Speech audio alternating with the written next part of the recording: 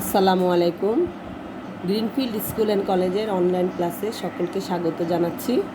আমার দশম শ্রেণীর শিক্ষার্থীরা কেমন আছো? আশা করি তোমরা ভালো আছো, সুস্থ আছো এবং নিরাপদে আছো।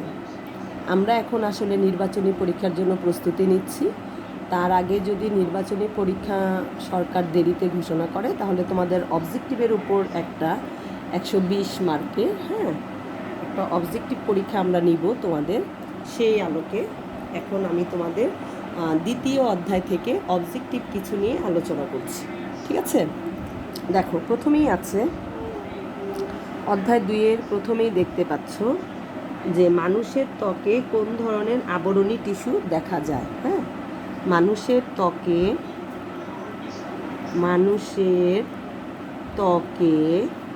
কোন ধরনের মানুষের ত্বকে কোন ধরনের আবরণী টিস্যু দেখা যায়। কোন ধরনের আবরণী টিস্যু দেখা যায়। মানুষের ত্বকে কোন ধরনের আবরণী টিস্যু দেখা যায়। ঠিক আছে, তোমরা দেখেছো যে মানুষের ত্বকে থাকে কি? স্ট্র্যাটিফাইড।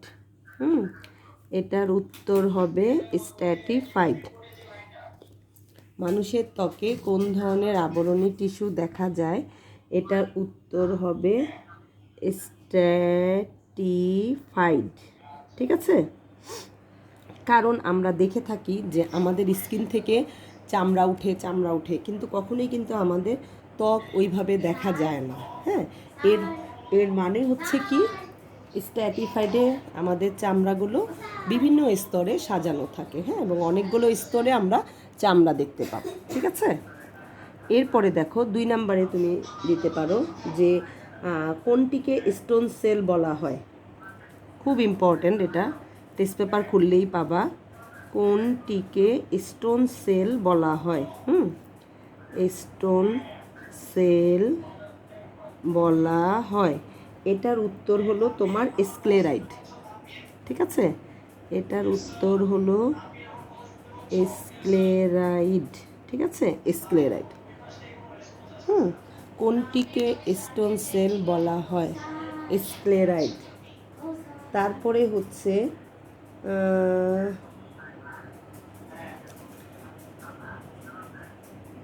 পলিস্যাকারাইড দিয়ে গঠিত হয় কোনটির কোষ প্রাচীর? ঠিক আছে, পলিস্যাকারাইড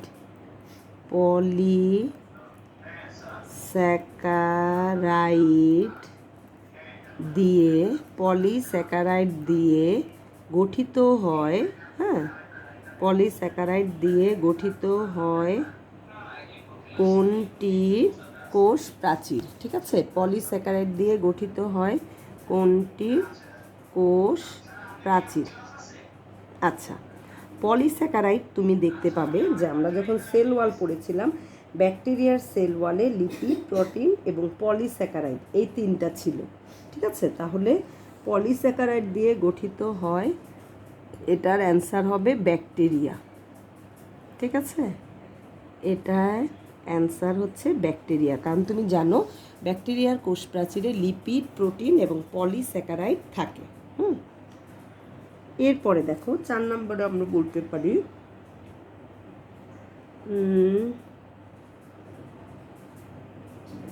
কোনটির প্রাচীর ঘেঁষে প্রোটোপ্লাজম থাকে? কোনটির প্রাচীর ঘেঁষে প্রোটোপ্লাজম থাকে? সিবনলের প্রাচীর ঘেঁষেই প্রোটোপ্লাজম থাকে। এই জন্য কোষটার কোনো আলাদা আমরা আঁকি না। একবারেই কোষ প্রাচীর সহ দেখিয়ে দিই। কোনটির প্রাচীর ঘেঁষে প্রোটোপ্লাজম থাকে? কোনটির প্রাচীর ঘেঁষে, প্রাচীর মানে এখানে সেল ওয়াল। ঠিক আছে, কোনটির প্রাচীর ঘেঁষে প্রোটোপ্লাজম থাকে? তোমরা জানো যে প্রোটোপ্লাজম হচ্ছে কোষের সজীব উপাদানটা। এখানে একটু পরে থাকে আসলে হচ্ছে, কারণ প্রথমে হচ্ছে সেল ওয়াল, তারপর থাকে সেল মেমব্রেন, তারপরে থাকে প্রোটোপ্লাজম। আর এটাতে হচ্ছে প্রাচীর ঘেঁষেই প্রোটোপ্লাজম থাকে। তুমি দেখতে পাবে এটা হচ্ছে তোমার সিবনল। ঠিক আছে, সিবনল তুমি পেয়েছো। ফ্লোয়েম টিস্যুর একটি অংশ হচ্ছে সিবনল। এরপরে তুমি দিতে পারো ক্লোরোপ্লাস্টের কোন অংশে সালোক সংশ্লেষণের আলোক পর্যায় সংগঠিত হয়? ক্লোরোপ্লাস্টের কোন অংশে ক্লোরোপ্লাস্টের ক্লোরোপ্লাস্টের কোন অংশে সালোক সংশ্লেষণের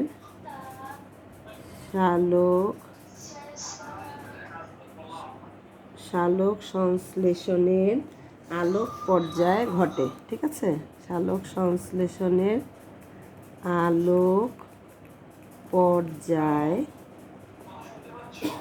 ঘটে। ঠিক আছে, ক্লোরোপ্লাস্টের কোন অংশে ক্লোরোপ্লাস্টের কোন অংশে সালোক সংশ্লেষণের আলোক পর্যায় ঘটে? ঠিক আছে, এটা হচ্ছে গ্রানাই। এটা হচ্ছে গ্রানাই। ক্লিয়ার? আচ্ছা, এরপরে হচ্ছে দেখো স্কোয়ামাস আবরণী কলা কোথায় পাওয়া যায়? Very important. স্কোয়ামাস আবরণী কলা স্কোয়ামাস আবরণী কলা কোথায় পাওয়া যায়? ঠিক আছে, তোমরা এটা পড়েছিলে যে বৃক্কের বোমেন্স ক্যাপসুলের প্রাচীরে আমরা এটা দেখেছিলাম, তাই না? একটু মনে করো যে অষ্টম অধ্যায় পড়ানোর সময় আমি এটা বলেছিলাম, তখন আমরা এই টিস্যুটার গঠন পড়েছিলাম। স্কোয়ামাস আবরণী কলা কোথায় পাওয়া যায়? বৃক্কের বোমেন্স ক্যাপসুল প্রাচীর। ঠিক আছে, তাহলে তোমার অ্যান্সার হবে বৃক্কের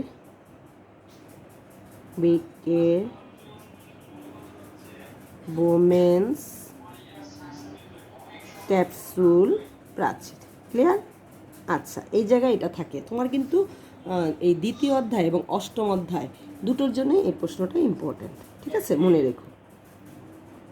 এরপরে দেখো আমরা বলতে পারি কোন অঙ্গাণু প্রোটিন সংশ্লেষণে সাহায্য করে? ঠিক আছে, কোন অঙ্গাণু প্রোটিন সংশ্লেষণে সাহায্য করে? প্রোটিন সংশ্লেষণে সাহায্য করে। ঠিক আছে, অথবা প্রোটিন ফ্যাক্টরি বলা হয় কাকে? দুটার উত্তরই একই। ঠিক আছে, তোমার অ্যান্সার হবে রাইবোজোম। ঠিক আছে, রাইবোজোমকে বলা হয় প্রোটিন ফ্যাক্টরি। আচ্ছা,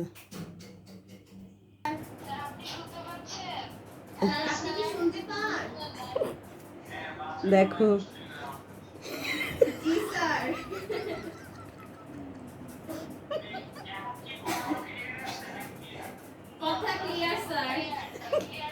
কোন ধরনের টিস্যু থেকে জনন কোষ উৎপন্ন হয়?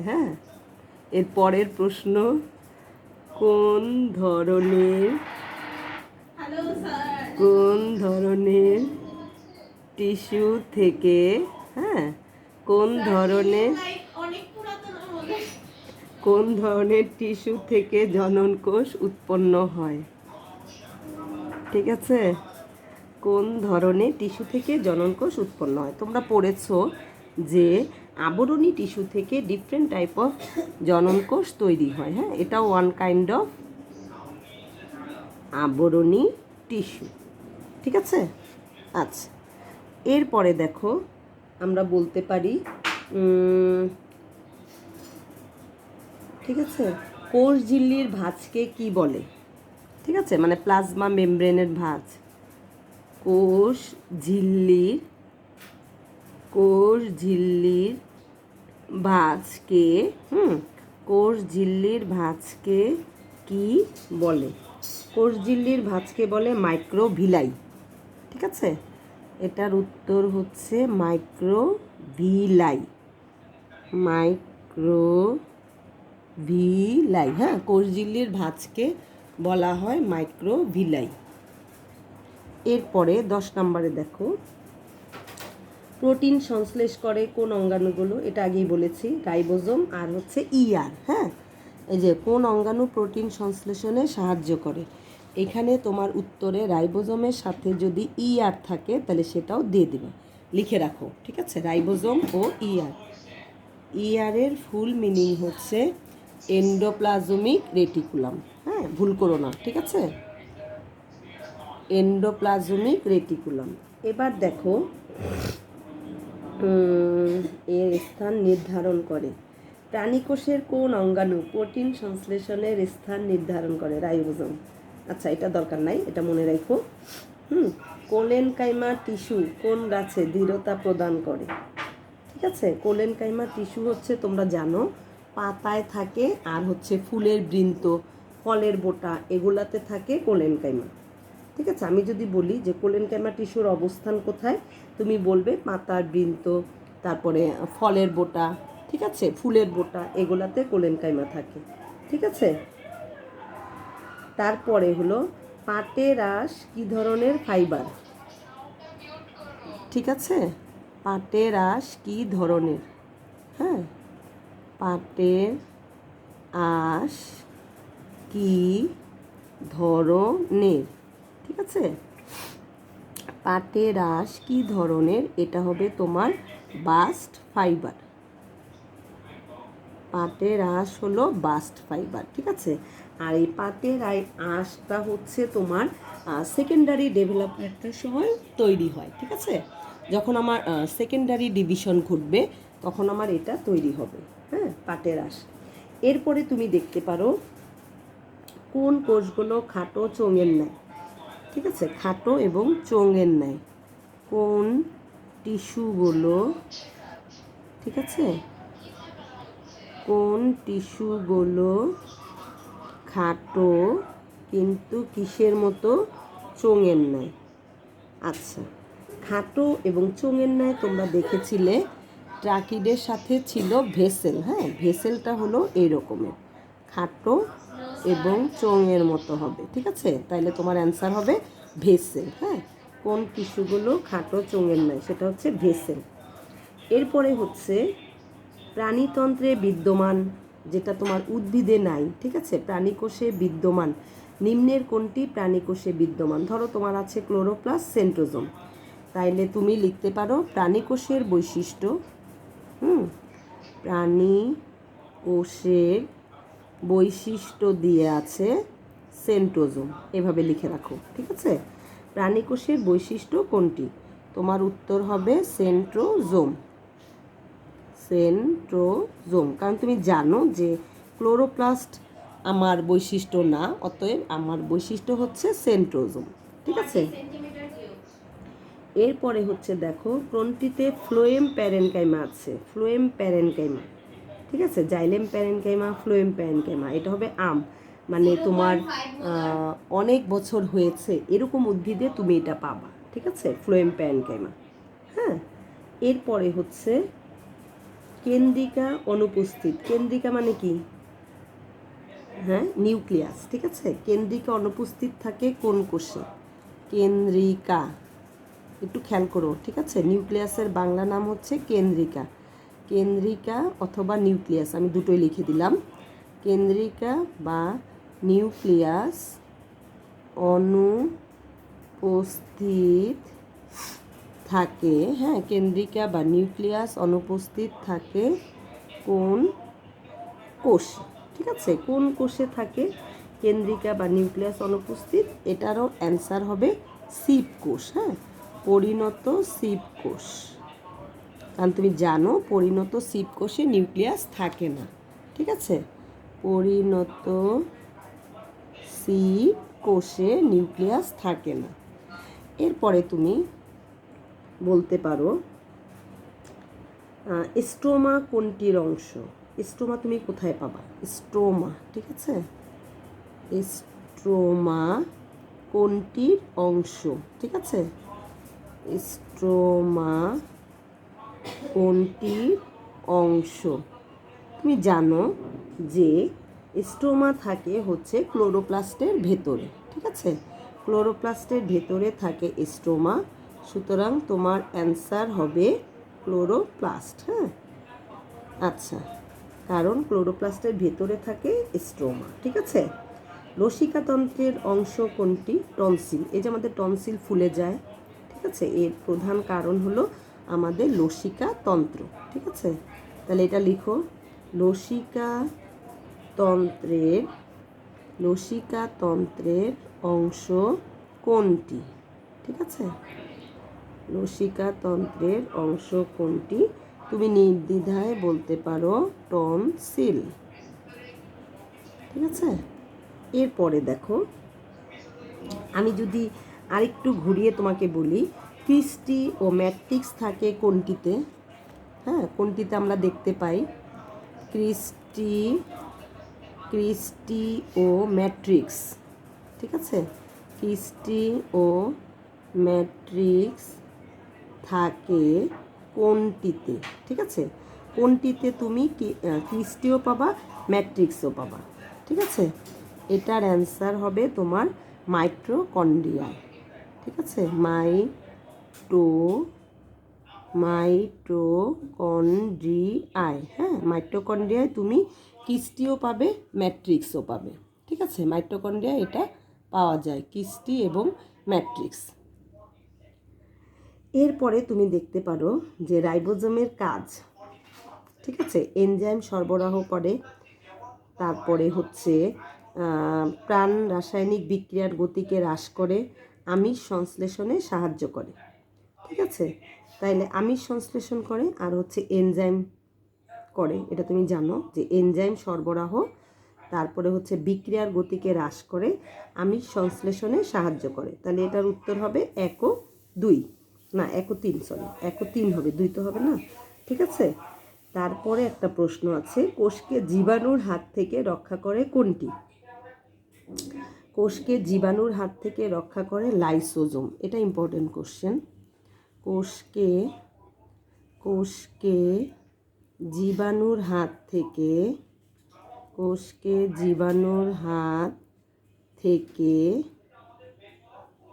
রক্ষা করে কে?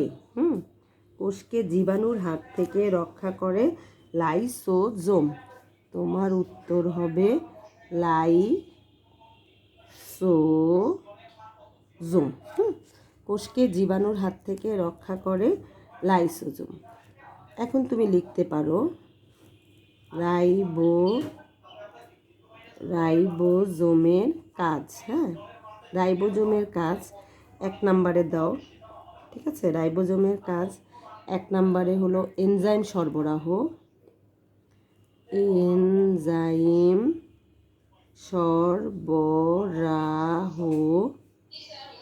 2 নম্বরে দিতে পারো বিক্রিয়ার গতিকে হ্রাস করে, ঠিক আছে? 2 নম্বরে তুমি দিতে পারো বিক্রিয়ার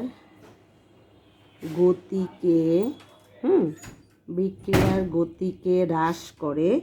3 নম্বরে দিতে পারো আমিষ সংশ্লেষণে সাহায্য করে। হ্যাঁ, আমিষ সংশ্লেষণে সাহায্য করে।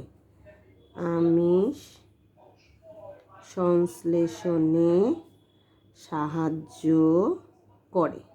তাহলে আমি একটু আগেই বলেছিলাম যে এটার উত্তর হবে 1 ও 3, ঠিক আছে? উত্তর হবে 1 ও 3, কারণ রাইবোজোম এনজাইম সরবরাহ করে আর হচ্ছে আমার আমিষ সংশ্লেষণে সাহায্য করে। এটা গেল আমার 18 নম্বর। হ্যাঁ, 19 নম্বরে তুমি দিতে পারো যে লসিকা কোন ধরনের কোষ? ঠিক আছে, রোগ প্রতিরোধী কোষ, ঠিক আছে? তারপরে পাট কী ধরনের তন্তু? আগেই দিয়েছি। তারপরে হচ্ছে জাইলেম টিস্যুতে অবস্থিত প্যারেনকাইমা কোষকে কি বলে? জাইলেমে অবস্থিত প্যারেনকাইমা কোষের আরেক নাম হচ্ছে উড প্যারেনকাইমা, ঠিক আছে? বা জাইলেমে অবস্থিত প্যারেনকাইমার নাম কি? ঠিক আছে, জাইলেমে অবস্থিত প্যারেনকাইমার নাম জাইলেমে অবস্থিত প্যারেনকাইমার নাম কি?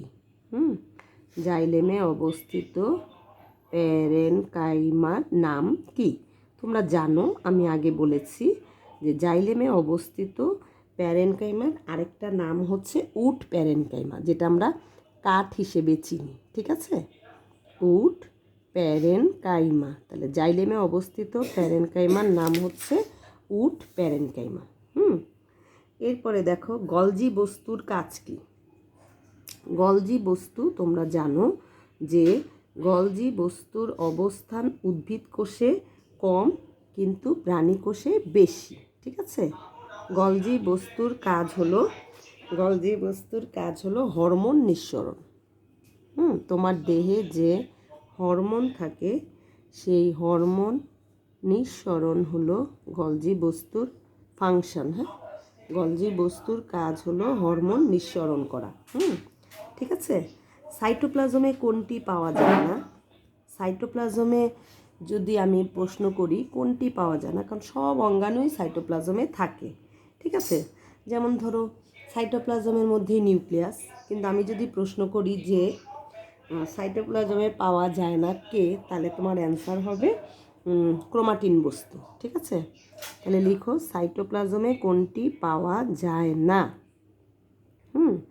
সাইটোপ্লাজমে পাওয়া যায় না, কারণ ক্রোমোজোম থাকে নিউক্লিয়াসের ভেতরে। ঠিক আছে, অতএব সাইটোপ্লাজমে আমরা ক্রোমাটিন বস্তুকে পাবো না।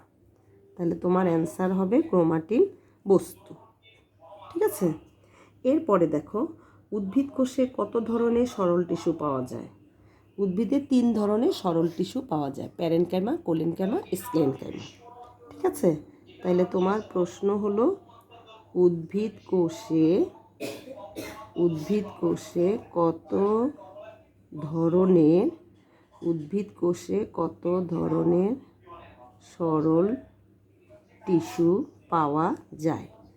ঠিক আছে, উদ্ভিদ কোষে কত ধরনের সরল টিস্যু পাওয়া যায়? এটার উত্তর হবে 3 ধরনের। এটার উত্তর কি? 3 ধরনের।